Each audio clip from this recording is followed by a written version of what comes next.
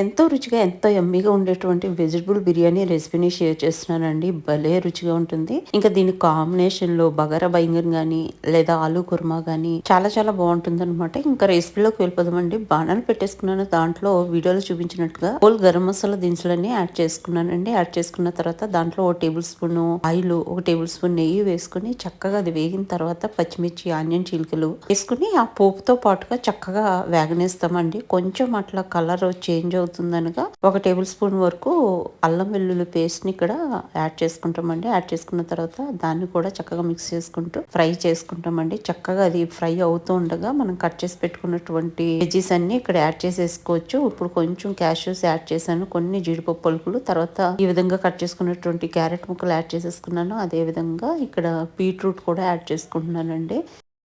తర్వాత వచ్చేసి ఇక్కడ నేను పచ్చి బఠానీ యాడ్ చేసుకుంటున్నాను.